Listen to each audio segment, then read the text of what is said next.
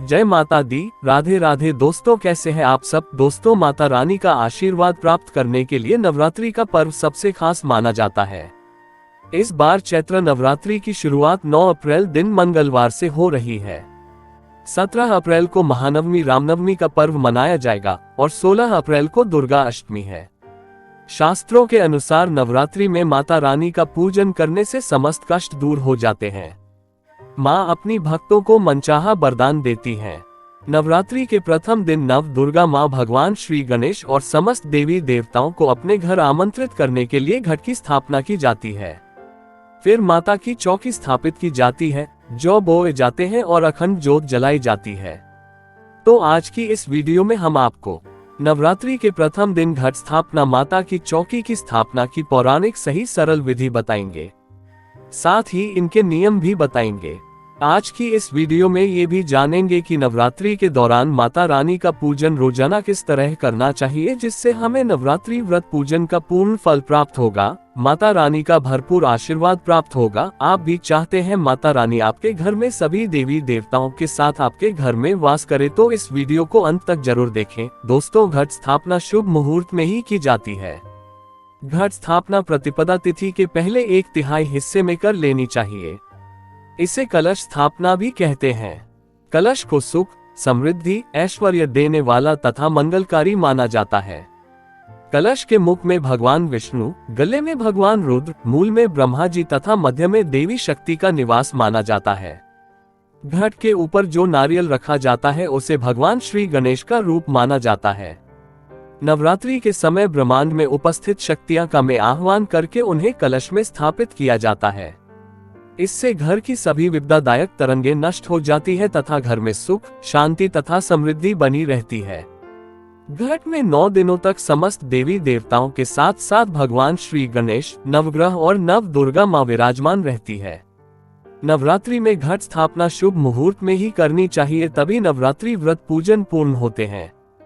घट स्थापन शुभ मुहूर्त 9 अप्रैल सुबह 06:02 से सुबह 10:16 तक। कुल अवधि 04 घंटे 14 मिनट। घट स्थापना अभिजित मुहूर्त 9 अप्रैल सुबह 11:57 से दोपहर 12:48 तक। घट स्थापना आप इन्हीं शुभ मुहूर्त में करें। घर स्थापना से पहले हम आपको बताते हैं कि घट स्थापना के लिए आवश्यक सामग्री क्या है, जिससे आप सभी वह सामग्री नवरात्रि से पहले ही ले आए। घट स्थापना की आवश्यक सामग्री है जौ बोने के लिए एक मिट्टी का पात्र, यह बेदी कहलाता है। मिट्टी का पात्र आपको ऐसा देना है जैसे पात्र में हम आटा मलते हैं, जिसे परात कहते हैं, यानी कि चपटा पात्र लेना है। जौ बोने के लिए शुद्ध साफ की हुई मिट्टी में कंकर पत्थर ना हो। आप मिट्टी को हाथों से साफ कर ले या मोटी छलनी से छान पी सकते हैं। पात्र में बोने के लिए जौ ना मिले तो आप गेहूं भी ले सकते हैं।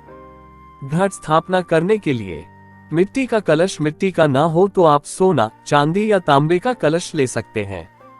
ध्यान रखें, इसके लिए आप स्टील का कलश ना लें।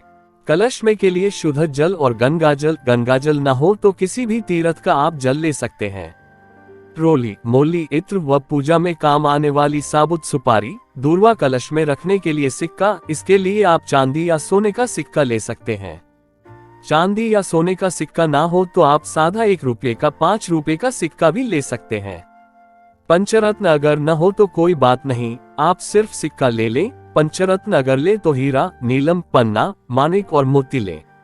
अब आप अशोक या आम के 5 पत्ते लें। कलश ढकने के लिए मिट्टी या तांबे का ढक्कन ले। ढक्कन में रखने के लिए और पूजा के लिए साबुत चावल, एक पानी वाला जटा वाला नारियल, लाल कपड़ा, फूल माला, फल तथा मिठाई, धूप, लौंग, जोड़ा, कपूर और घी। माता रानी के श्रृंगार के लिए लाल चूड़ी, बिछिया, इत्र, सिंदूर, महावर, मेहंदी, काजल, चोटी, गले के लिए माला या मंगल सूत्र, पायल, नेल पॉलिश, लिपस्टिक, चोटी में लगाने वाला रिबन या रबर, कान की बाली, लाल चुनरी या साड़ी आप अपनी इच्छा के अनुसार माता रानी को अर्पित करने के लिए श्रृंगार की सामग्री ला सकते हैं।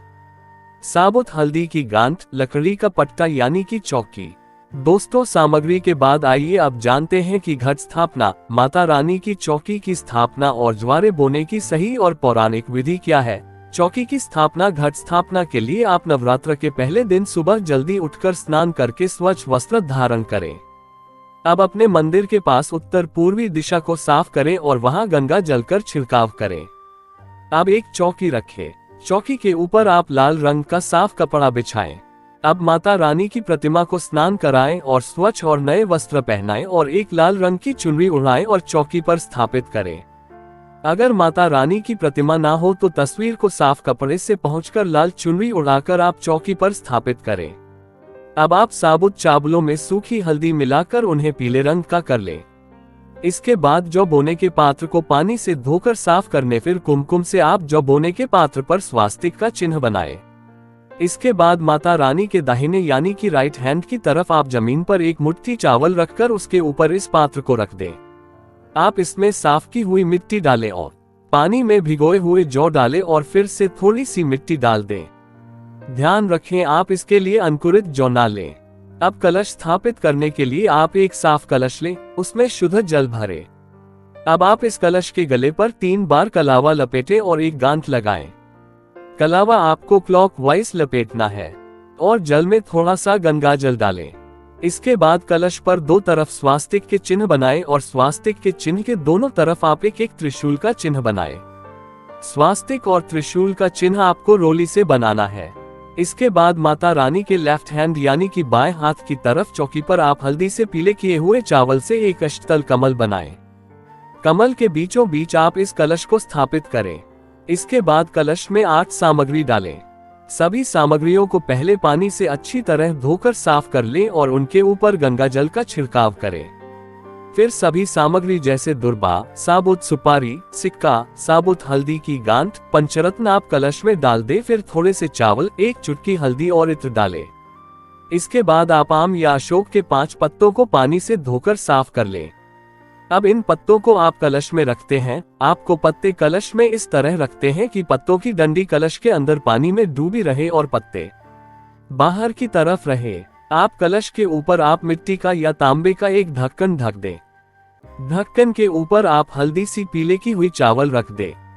इसके बाद पानी वाला जटा वाला नारियल ने उसे पानी से धोकर साफ कर ले। अब नारियल को साफ लाल रंग के कपड़े में पूरी तरह से लपेटते। इसके बाद नारियल के ऊपर आप 3 बार कलावा यानी कि मौली लपेटे और एक गांठ लगाएं। इसके बाद नारियल को चुंडी उड़ाएं और नारियल पर कुमकुम से तिलक करें। इसके बाद नारियल को आप कलश के ऊपर लिटाकर रखें। नारियल का गोल साइड आप अपनी तरफ करें और नुकीली साइड दूसरी तरफ करें। इस तरह कलश स्थापना संपूर्ण हो। अब आप भगवान श्री गणेश को प्रणाम करें। नव दुर्गा माँ को प्रणाम करें। समस्त देवी देवताओं और नवग्रहों को प्रणाम करें और भगवान श्री गणेश के साथ नव दुर्गा माँ और समस्त देवी देवता नवग्रहों से आप आग्रह करें कि वह 9 दिन तक इस कलश में वास करें। अब आप कलश में विराजमान समस्त देवी देवताओं का पूजन करें। कलश के सामने एक शुद्ध घी का दीपक जलाएं। एक सुगंधित धूप बत्ती जलाएं। हाथ में अक्षत और पुष्प ले और कलश पर अर्पित करें। इसके बाद कलश में विराजमान सभी देवी देवताओं को आप मिष्ठान और फल का भोग लगाएं। फिर आप माता रानी का पूजन करें। माता रानी के सामने एक अलग से शुद्ध घी का दिया जलाएं और एक सुगंधित धूप बत्ती जलाएं। माता रानी को भी पुष्प और अक्षत अर्पित करें और फल और मिष्ठान का भोग लगाएं। इसके बाद समस्त श्रृंगार की सामग्री को आप एक थाल में रखते हैं और कलश के सामने ढककर माता रानी को श्रृंगार की सामग्री अर्पित करें। अब आप एक गाय के गोबर के उपले का टुकड़ा लें, उसे गैस पर रखकर सुलगा लें। अब इसे हवन कुंड या किसी प्लेट में रखें। इसके ऊपर आप शुद्ध घी डालें और थोड़ा सा कपूर रखें। अब आप नवरात्र में अगर 9 दिन के व्रत रख रहे हैं या जोड़े में व्रत रख रहे हैं, उनका संकल्प लें। 9 दिन के व्रत रख रहे हैं तो 9 लोग के जोड़े लें। अगर जोड़े में व्रत रख रहे हैं तो 2 लोग के जोड़े लें और आप व्रत नहीं रख रहे, केवल पूजन कर रहे हैं, तो आप 1 लोग का जोड़ा लें। ध्यान रखें आपको फूल वाली साबुत लौंग लेने हैं। अब आप सुलगते हुए उपले पर कपूर को जलाएं। लौंग को आप घी में भिगोएं।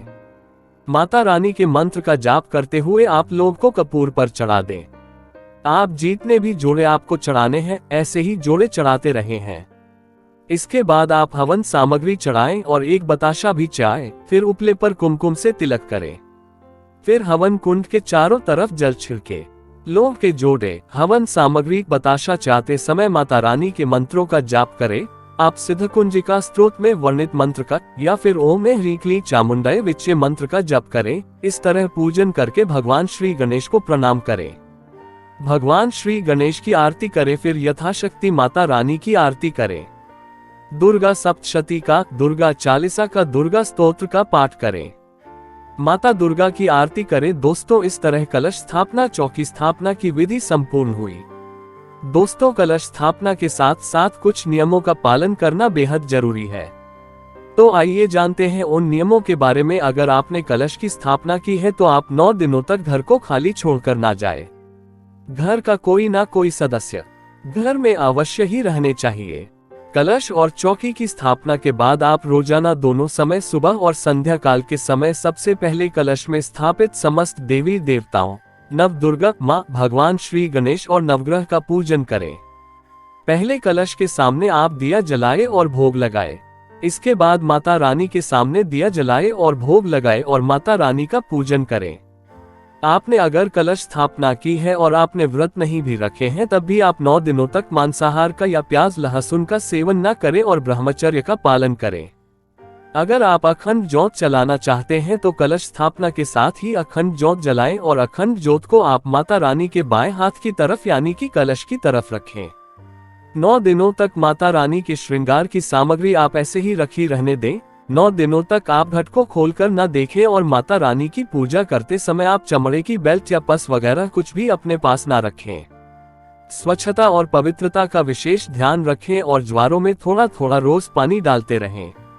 नवरात्र में इस विधि से घट स्थापना और चौकी की स्थापना हवन करने से, जौ बोने से माता रानी की कृपा से नवरात्र में किए व्रत पूजन का पूर्ण फल प्राप्त होता है। माता रानी की कृपा से जीवन के समस्त कष्ट दूर होते हैं और घर में सुख, समृद्धि और शांति का वास रहता है। उम्मीद है आपको हमारी ये वीडियो पसंद आई होगी। प्लीज लाइक करें हमारी इस वीडियो को, अपने फ्रेंड्स और रिश्तेदारों में ज्यादा से ज्यादा शेयर करें, जिससे वह इसका लाभ उठा सकें। हमारी और भी वीडियोज के लिए हमारे चैनल को सब्सक्राइब करना ना भूले। Thanks for watching. Radhe Radhe, जय माता दी।